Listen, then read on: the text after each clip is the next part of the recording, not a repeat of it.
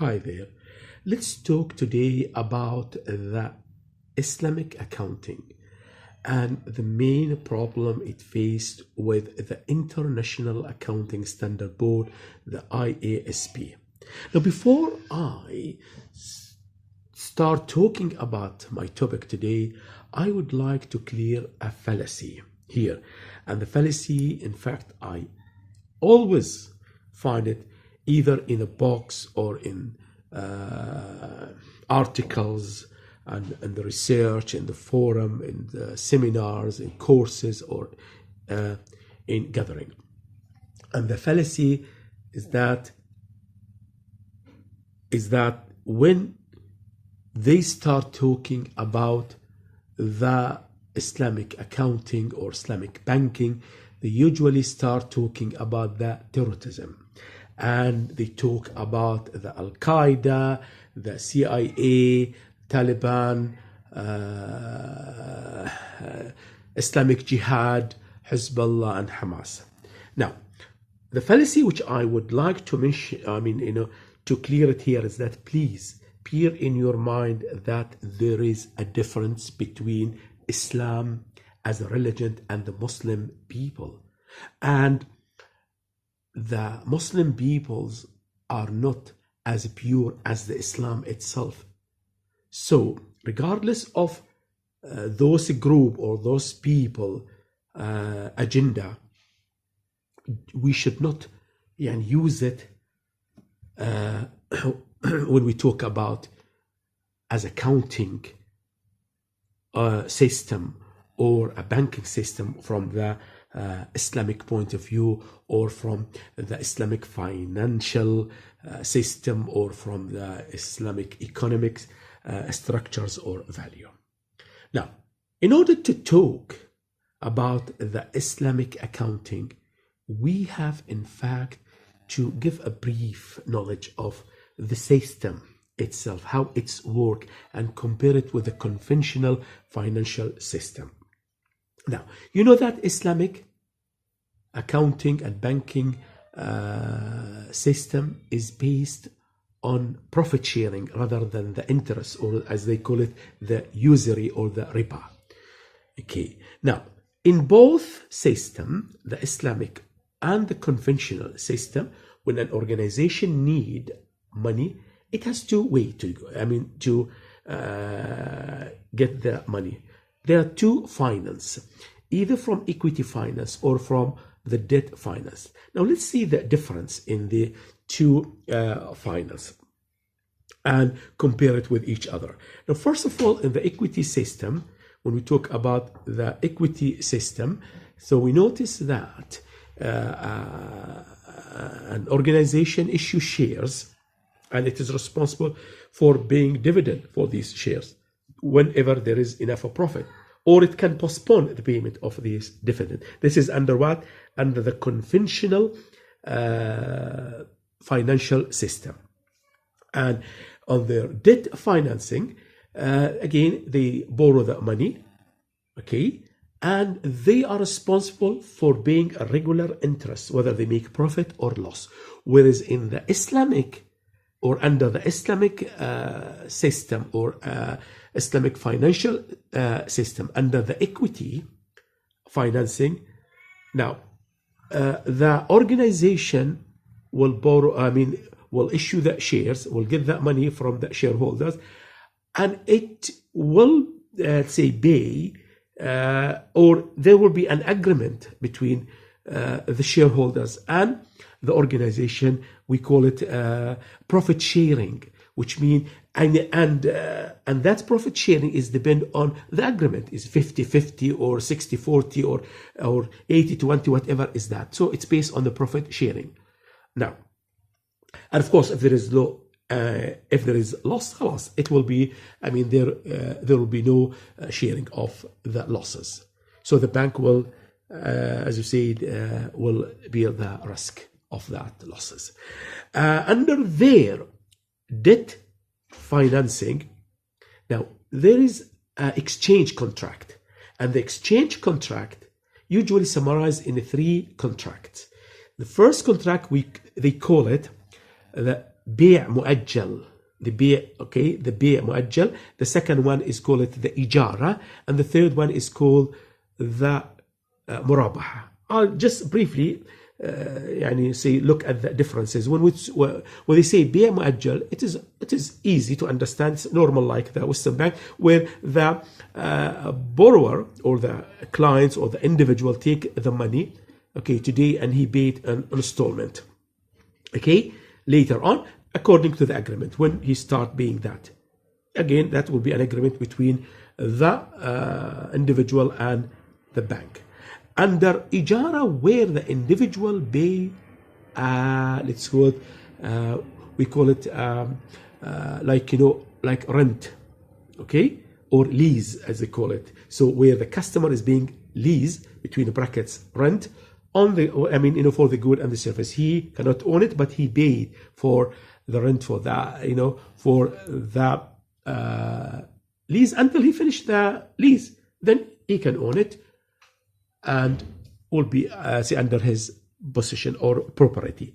The third one, which is murabaha, where the borrowers or individual borrow the money for the raw materials, okay, and he's only responsible to repay the money back until he convert this raw material into finished goods, and until he sell it. After he sell the finished good, then he can start paying either installment or the full amount, again according to the agreement. Now we notice the difference between the two systems. Now I would like to talk about the International Accounting Standard Board here, under the let's say under the accounting Islamic ideology, because the International Accounting Standard Board is a facilitator of the globalization and of the international development. Now the idea is that they say, I ask why you don't include the Islamic Bank and Islamic accounting under your standard. Now look at the main reason and the main problem between them. They say the International Accounting Standard Board, they base their standard upon the surplus over form. Now the question here, or the problem they face, they say how we are going to translate the Islamic transaction into the substance over form.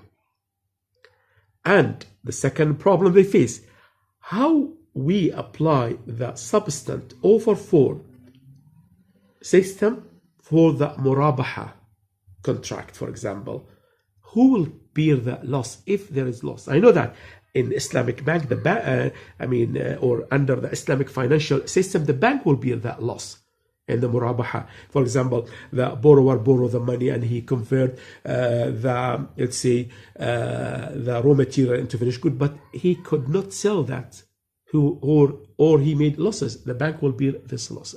That losses. Whereas in the conventional bank, this is not allowed. Of course, the customer must pay whatever he made loss or profit, whatever is that. Now, so this is the main problem. And I mention it here because, as again, repeat that, because the International Accounting is responsible for that. The International Accounting Standard Board is a facilitator. Okay, and I don't want to say that let's say the globalization good or bad here, but I said the board itself, the International Accounting Standard Board, is a facilitator for the globalization and the international development. So why not including the Islamic accounting under their standard? We notice there is a problem, and that is the problem which I mentioned it. Now, there is quite or very few studies on this problem, and the study, in fact, which I believe on part of it, but I don't believe on the other part. The study it's taken in 2004 by somebody called himself, or Quran. They say Quran, I don't know the nationality of this guy. Maybe he's Indian or maybe Pakistani, but I'm not sure. But now, what he say? He said that there is a substantive differences between the Islamic and mainstream banking system. I believe on that, definitely.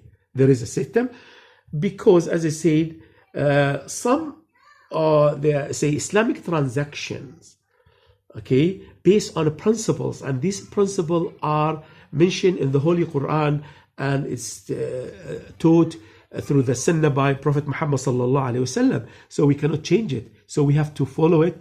And of course, there's substantive differences.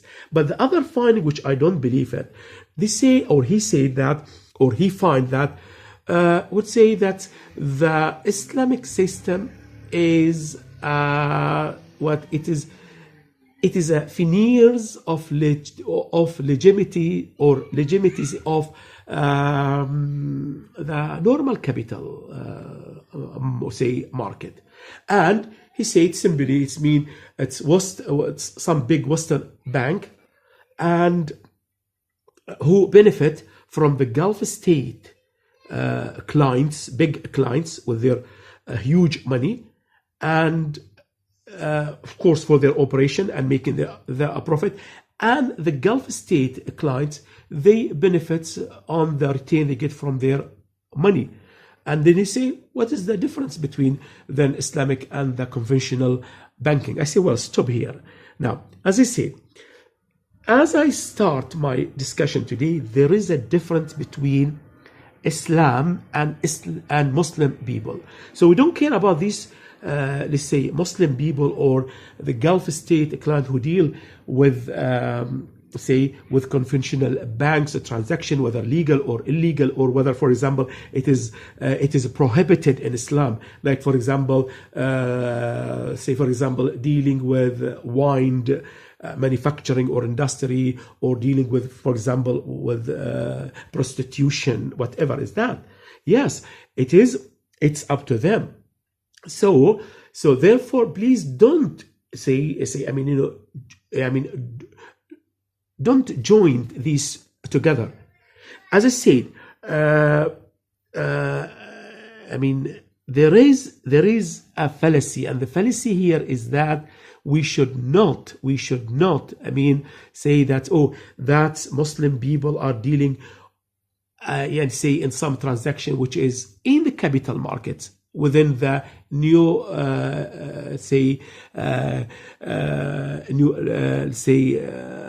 liberal, system. Now,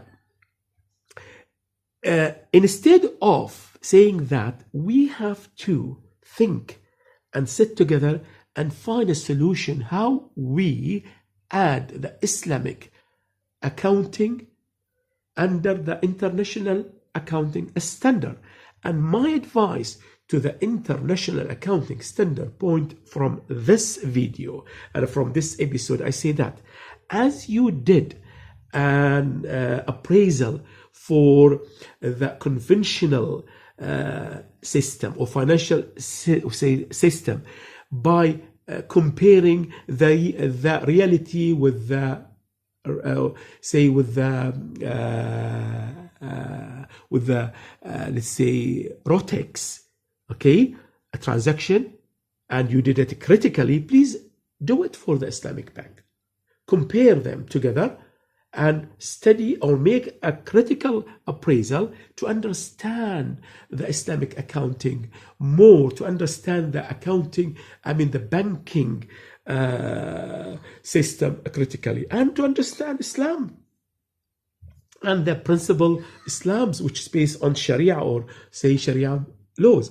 That will help us, in fact, to make say a good study, a good research, and maybe we'll end with good finding, which help, in fact, to solve the problem, because up to now it is not included. The Islamic banking and Islamic accounting is not within the umbrella of international accounting standard, which is created by or set by the International Accounting Standard Board, the main facilitator of the globalization.